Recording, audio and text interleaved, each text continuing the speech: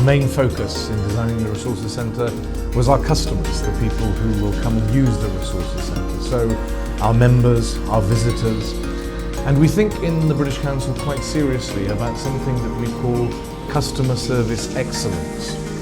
And that is to try to provide the highest quality service that we can all the time to our customers. So the first thought we had was, who are our customers and what do they want from us? And if one thinks in terms of the customer journey as they come through the front door, they may at first want some information, they may want to use resources, they may want to access the internet and so on and so forth. So we tried to design a resources centre that we thought would meet the needs of those customers.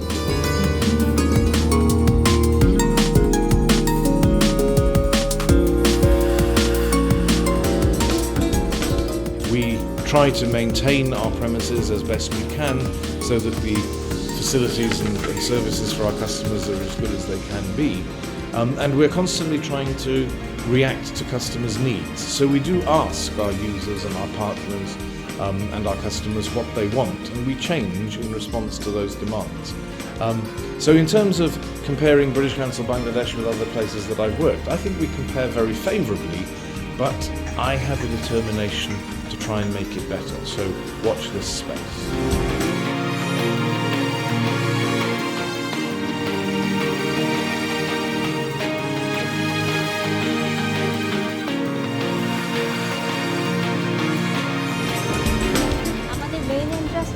এভাবে design করা হয়েছে দুইটা জিনিস মাথায় রেখে।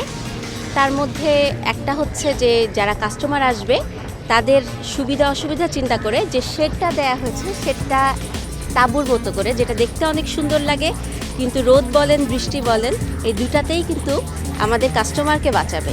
আর second কথা হচ্ছে প্রকৃতির সাথে মিলে যাওয়া।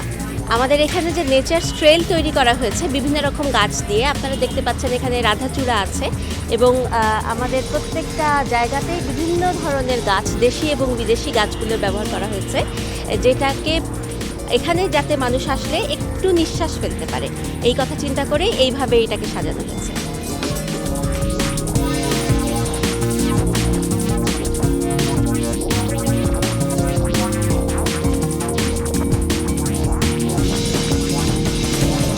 আমার এই পাশে আছে দুইটা হলুদ রঙের ফুলের ঝোপ, এটাকে আমরা বলি বাটারফ্লাই বুশ। অনেক প্রজাপতি ঘুরঘুর করে এখানে।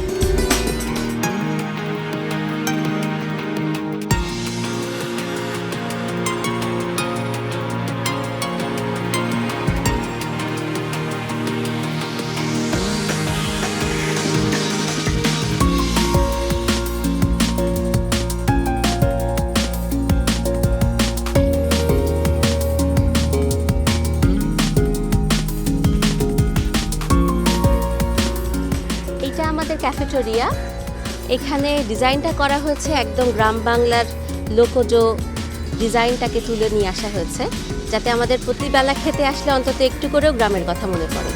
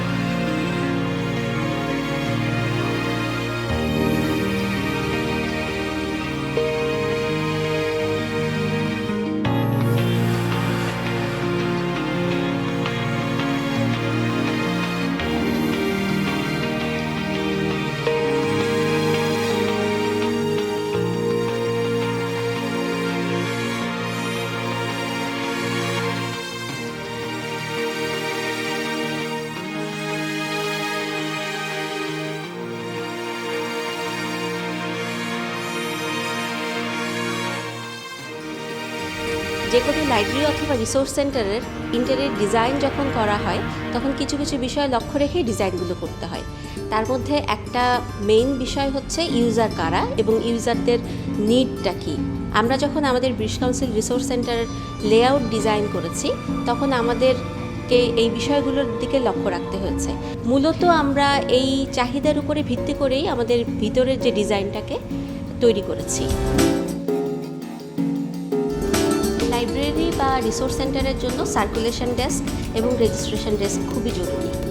যে কোনো গ্রন্থাগারে যখন মেম্বার হতে কেউ আসে তাদের একটা কমফোর্টেবল সিটিং এরিয়ার ব্যবস্থা করা দরকার। আমরা সেই বিষয়টা মাথায় রেখেই এইটা ডিজাইন করেছি। একসাথে 2 জন কাস্টমার এখানে এসে বসতে পারবেন।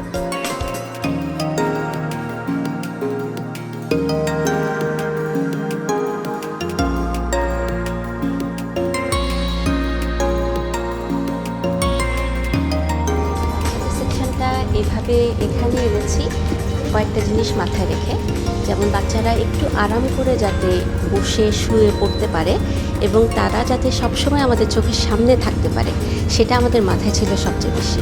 আর বাচ্চারা যেহেতু অনেক রং বেরঙের জিনিস পছন্দ করে সেই জন্য আমরা শেলফের রঙগুলো করেছি লাল, হলুদ, সবুজ, নীল, যেগুলো তারা খুবই পছন্দ করবে।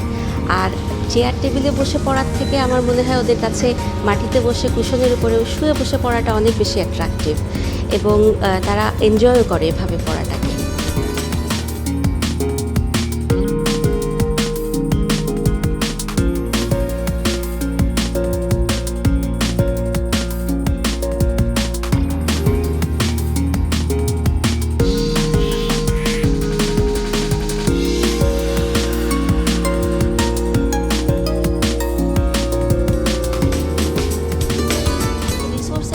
ডিজাইন করা হয়েছিল তখন মেইন যে শেলভিং এরিয়া এবং মেইন রিসোর্সেসগুলো সেগুলো সবই এর ভিতরে রাখা হয়েছে সিকিউরিটি পারপাসে।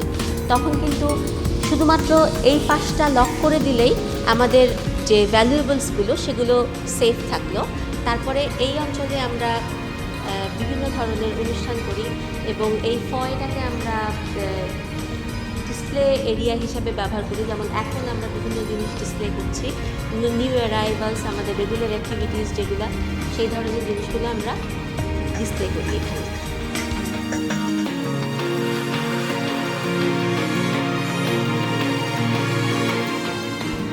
এই এরিয়াটা আমাদের মেইন স্টাডি এরিয়া। এই জন্য আমরা চেষ্টা করি এখানে শব্দ যতটা কম সম্ভব। আমাদের ফ্লোরটাও কিন্তু ডিজাইন করা হয়েছে এটা মাথায় রেখে।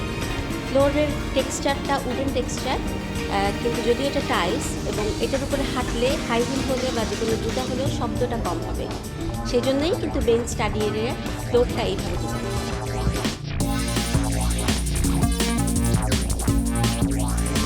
এখানে যদি আপনারা সিলিং দেখেন, এটা অনেক পুরানো বিল্ডিং, সিলিংটা অনেক হাই। আমাদের রিডারদের জন্য খুব ডিফিকাল্ট হবে যদি আলো অনেক উপর থেকে আসে।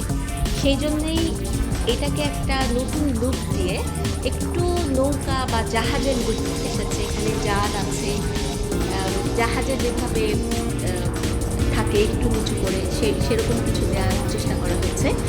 এবং মেইন লাইটগুলো কিন্তু ফোকাস করা হয়েছে রিডারদের উপরে, যাতে এই টেবিলে বসে পড়লে তারা ভালোভাবে আলোটা পায়।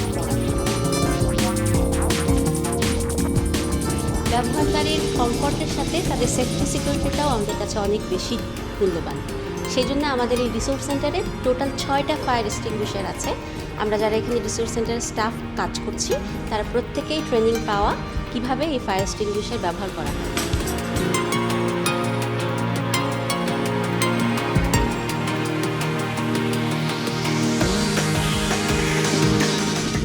এখন আমি যেখানে দাঁড়িয়ে আছি এটাকে আমরা বলি প্রফেশনাল কোজি কর্নার। এর এক পাশে আছে জার্নাল সেকশন, যেখানে লেটেস্ট জার্নালের কপিগুলো আমরা রাখি। এই সোফাগুলোতে একটু আরাম করে বসে তারা হয়তো কিছুটা সময় কাটাতে চায়। আমার পেছনে আপনারা যে জায়গাটা দেখতে পাচ্ছেন, বেসিক্যালি এটা একটা মাশরুম হেডের মতো। এই মাশরুম হেডটাকে আমরা 3টা ভাগে ভাগ করেছি। একটা অংশ সাইবার সেন্টার, যেখানে আমরা রেগুলার বেসিসে ট্রেনিং অ্যারেঞ্জ করে থাকি।